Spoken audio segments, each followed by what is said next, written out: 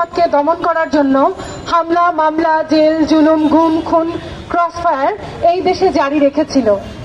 তার বিরুদ্ধেই ছিল শিক্ষার্থী জনতার জুলাই অভ্যুত্থান 2024।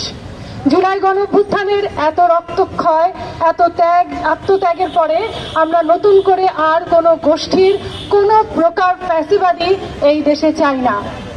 যে কোনো চিন্তা মতাদর্শ নিয়ে সমাজে যে কারো সমালোচনা থাকতে পারে, কিন্তু শুধুমাত্র ভিন্ন চিন্তা মত পথের হওয়ার জন্য কোনো ব্যক্তি কিংবা প্রতিষ্ঠানের উপর হামলা করা যায় না।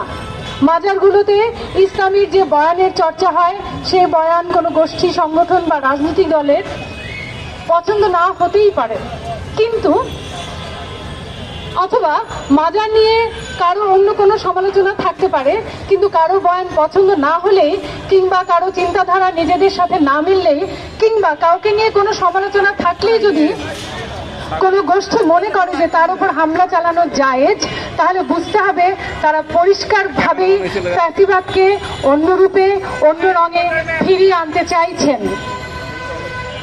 তারা ধর্ম কিংবা নানান বাহানায় আসলে নিজেদের জুলুম, লুটপাটের রাজত্ব এদেশে প্রতিষ্ঠা করতে চায়। আর এ কারণেই আমরা ব্যর্থহীনভাবে বলতে চাই, সারা দেশের মাজারে, দরবারে যেসব গোষ্ঠী যে কারণেই হামলা চালাক না কেন, তার বিরুদ্ধে গণপ্রতিরোধ গড়ে তোলা এখন খুবই জরুরি। আমরা গভীর উদ্বেগ ও ক্ষোভের সাথে লক্ষ্য করেছি, গণঅভ্যুত্থানের মধ্য দিয়ে আসা এই অন্তর্বর্তীকালীন সরকার এখন পর্যন্ত মাজার ও দরবারগুলোর সুরক্ষায় কোনো দৃশ্যমান কার্যকর পদক্ষেপ নিতে পারেনি। এটা কোনোভাবেই আমাদের কাছে কাম্য নয়।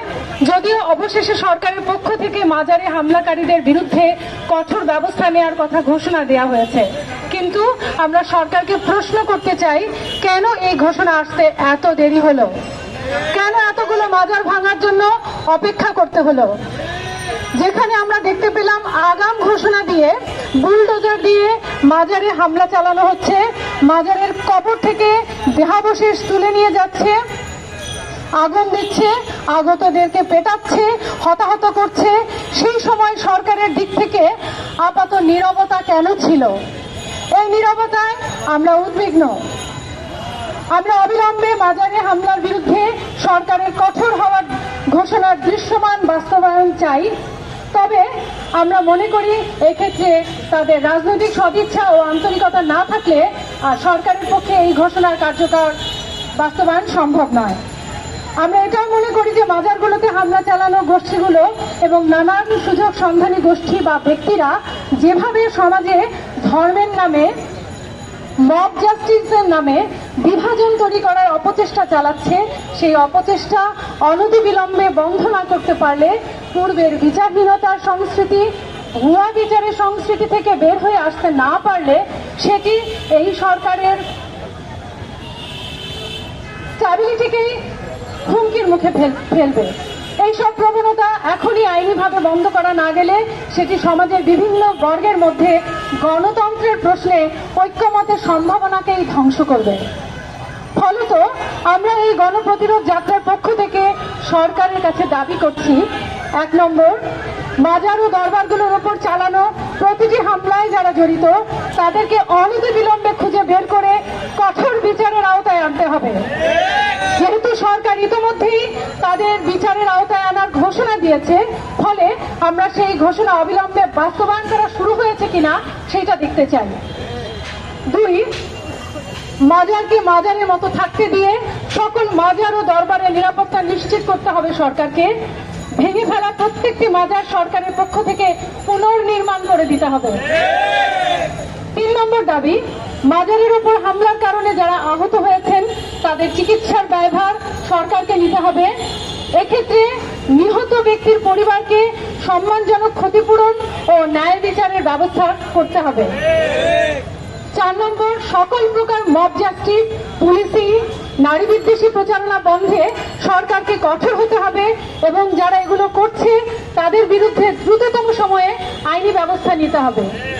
এবং 5 নম্বর, সরকারের পক্ষ থেকে এই ঘোষণা দিতে হবে এবং এটি নিশ্চিত করতে হবে যে শুধুমাত্র ভিন্ন মতের হওয়ার কারণে কিংবা যে কোনো মাধ্যমে যে কোনো প্রকার ভালো বা মন্দ কথা বা উক্তির জন্য কেউ কারো ওপর হামলা করতে পারবে না। হামলা করলে সরকার তার বিরুদ্ধে কঠোরতম ব্যবস্থা নেবে। আমরা গত সরকারের আমলেও দেখেছি যে যার মতো খুশি মতের মিল না হলে মামলা দিয়ে দিচ্ছে এবং দিনের পর দিন তারা কারাভোগ করছেন, সেটা আর হতে দেওয়া যাবে না। সেই সাথে আমরা সারা দেশের গণঅভ্যুত্থানকারী শিক্ষার্থী জনতাকে আহ্বান জানাই, এলাকায় এলাকায় ধর্মের নামে, জাতপাতের নামে, মোরাল পুলিশিং এর নামে কিংবা মব জাস্টিসের নামে যত রকমের তৎপরতা চলছে সেগুলোর বিরুদ্ধে নিজ নিজ এলাকায় ফ্যাসিবাদ বিরোধী সকলকে সাথে নিয়ে গণপ্রতিরোধ গড়ে তুলতে হবে। আপনাদের সকলের প্রতি আহ্বান জানাই এবং গণঅভ্যুত্থানের সকলকে প্রশ্ন করা শিখিয়ে গেছে। আমাদের গণঅভ্যুত্থান 2024 সকলকে প্রশ্ন করা শিখিয়ে গেছে। গণঅভ্যুত্থানকে বজায় রাখতে প্রত্যেকটি প্রশ্নের মুখে রাখতে হবে এবং জবাবদিহিতার মুখে রাখতে হবে। ধন্যবাদ। সঙ্গীত শিল্পী এবং শিক্ষক সমগীত সংস্কৃতি প্রাঙ্গণের সংগঠক